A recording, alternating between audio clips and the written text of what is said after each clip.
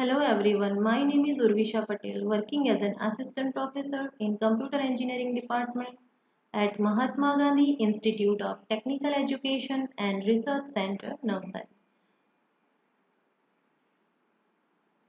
Let's continue with unit number 3, Servlet API and Overview of Subject Advanced Java Programming. In this video, we are going to learn HTTP method structure, types of servlet, and difference between generic servlet and HTTP servlet. Let's begin with HTTP method structure. HTTP message is any request from a client to a server or any response from a server to a client. There are different parts of an HTTP message: initial line, header section, blank line, and optional message body. Initial line specify the purpose of the request or response message. Header section specifies the meta information such as size, type, and encoding about the content of the message. Means header section specifies the meta information about the content of the message. Blank line and an optional message body. This body contains the main content of the request or response message. So initial line is used for the request and response message. Header section is used to specify meta information about the content of the message. Blank line and optional message body include the content of request or response message. Structure of an HTTP request. Message sent by a client to a server is called an HTTP request.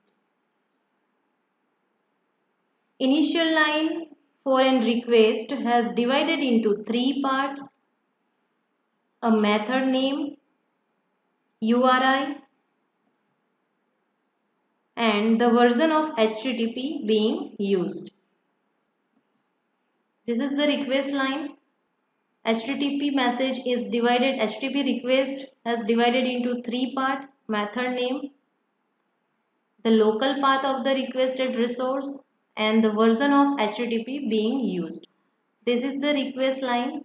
This request line include HTTP method, means GET method.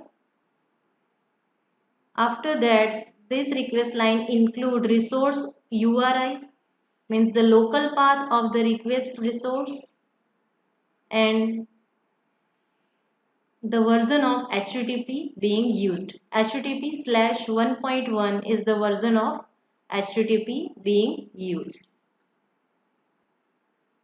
Here in resource URI, it has query string.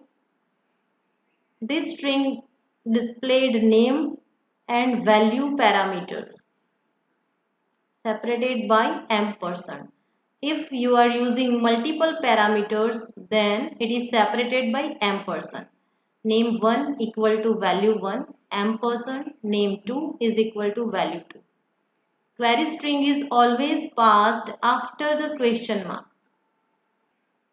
This is the structure of an HTTP request. HTTP 1.1 request can have only one of the following three methods: GET, HEAD, or POST.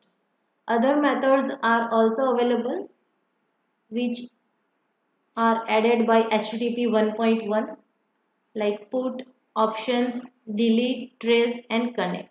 But here we are using GET and POST method. GET method is used to retrieve a resource. These resources are identified by the URI. GET request may be used for an active resource if there are few or no parameter to be passed. If parameters are required, they are passed by appending a query string to the URI. It is useful for few parameters or no parameters, and if parameters are required, that parameter will be passed by the query string. Head method. HTTP head request is used to retrieve the meta information about a resource.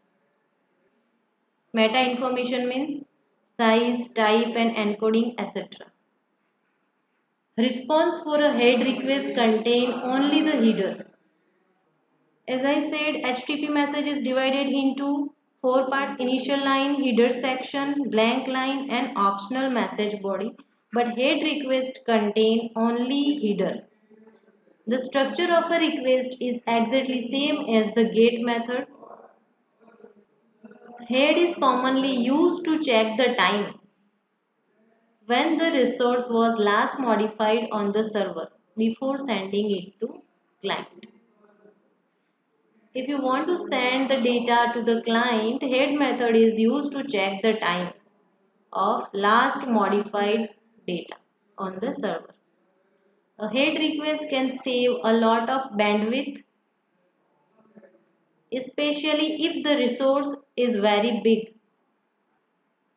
A head request can save a lot of bandwidth if the resource is very big. So head request is used to retrieve the meta information such as size, type, etc. Response contain only header. Structure is same as the GET request and commonly used to check the time when the resource was last modified. And it can save a lot of bandwidth if the resource is very big. Post method. Post method is also used to send data to the server. It posts the data to the active resource identified by this URI. The block of data is sent in the message body. To describe this message body, extra lines are present in the header such as content type and content length.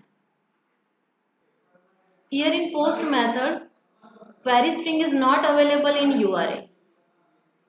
So if you want to pass secure message, then compulsory you have to use post method. Because in get method, in URI, your value and parameter are displayed. HTML pages use post to submit HTML form. HTTP post request is generated by a typical form submission. The parameters are sent in the message body unlike in get. In get method, parameters are a part of the request URI. So post method is used to send the data to the server. In post, the data to the active resource identified by the URI. Block of data is sent in the message body. Here extra lines are present in the header such as content type and content length. When you post the form, HTML pages use post to submit HTML form data. And this request is generated by typically form submission. And in get method, all the parameters you are passing are as a part of a request URI. But in post method, parameters are sent in the message body. This is the HTTP request generated by a form submission. Initial line, post method, servlet file name and HTTP version. Header lines include user agent, content type and content length. Next is blank line and last one is your data, that is parameter name and parameter value. Put request is used to add a resource to the server. That means put the data sent in the message body and associated it with the given request URI. There is a little bit difference between post and put request. Post means we are sending some data to the resource for processing. On the other hand, a put request means we are sending some data that we want to be associated with a URI. HTTP response. Request means HTTP message sent by a client to the server. HTTP response means message sent by a server to a client is called HTTP response. Here the initial line of a response is called a status line. It has three parts separated by spaces. HTTP version, response status code. That code is used to tell the result of the request and English phrase describing the status code. Let's see the example. Here is the HTTP version HTTP/1.1. 404 is your status code which is used to tell the result of the request, and this is the English phrase not found which describes the status code.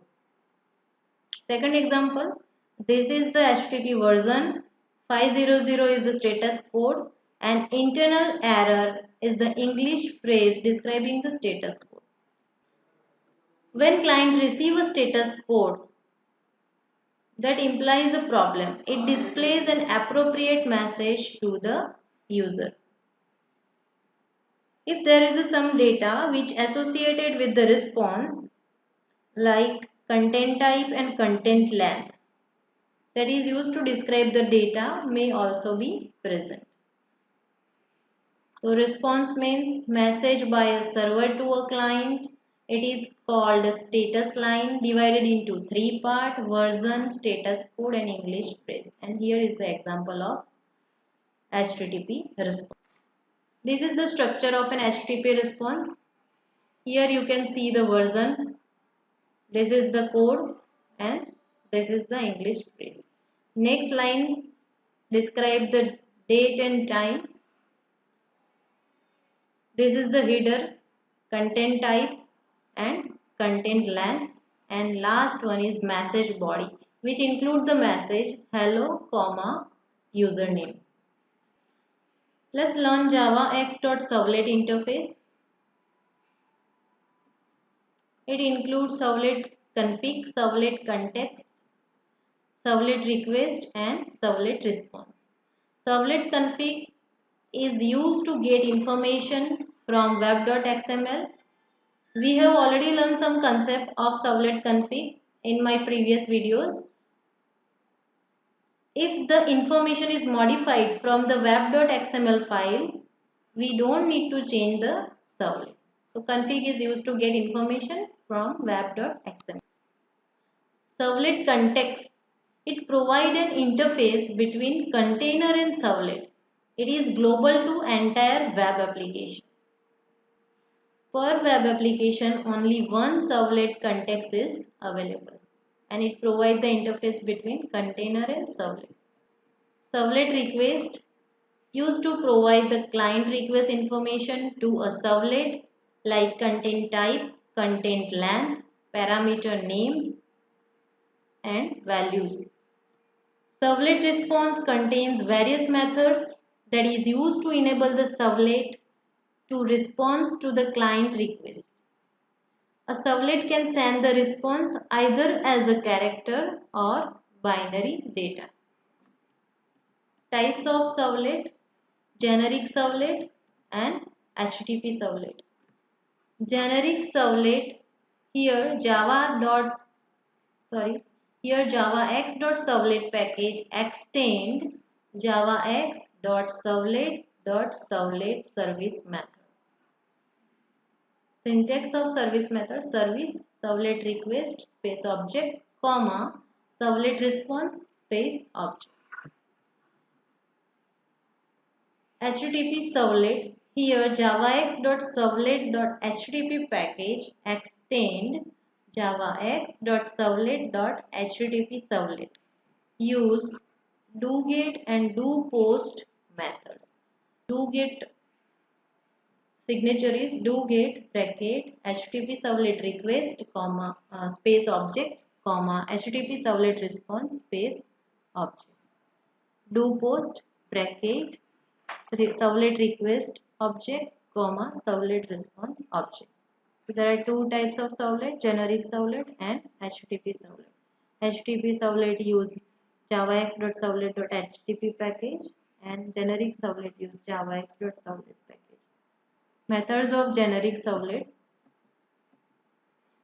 Void init method. Inside this we need to pass object of servlet config. This is used to initialize the servlet. Each time it loads the servlet, it calls automatically by the network service. Abstract void service. It is used to provide service for the incoming request and invoke each time when user requests for a servlet. Destroy method. It indicates that servlet is being destroyed. Get servlet config method. It is used to return the object of servlet config. Get servlet context. It returns the object of servlet context. Get init parameter string name. It returns the parameter name for the it returns the parameter value for the given parameter name. Parameter name we need to pass in this bracket. Enumeration get init parameter names.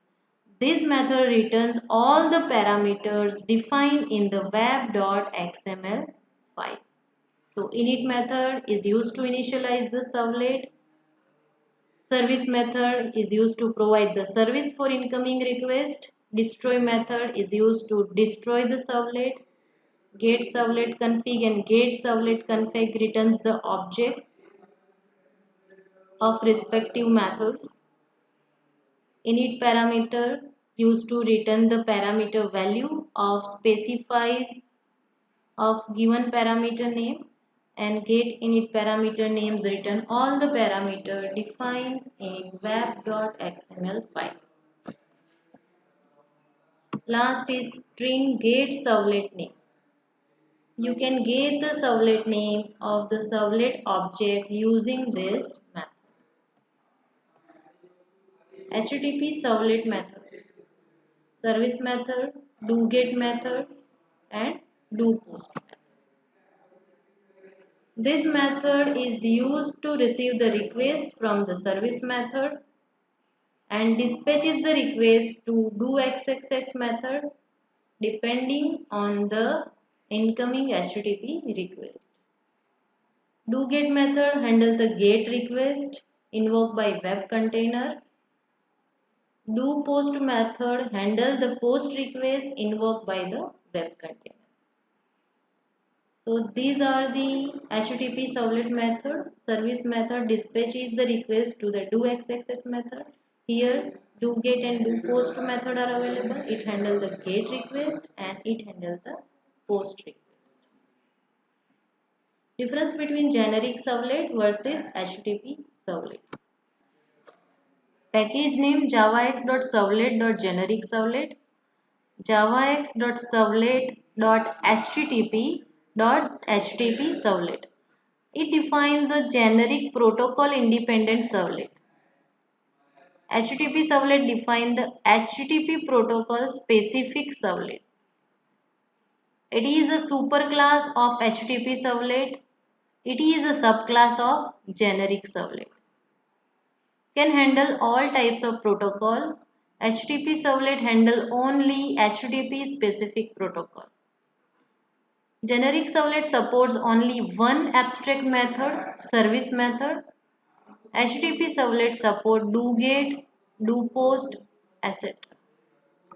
These are the differences of generic servlet and HTTP servlet. Thank you.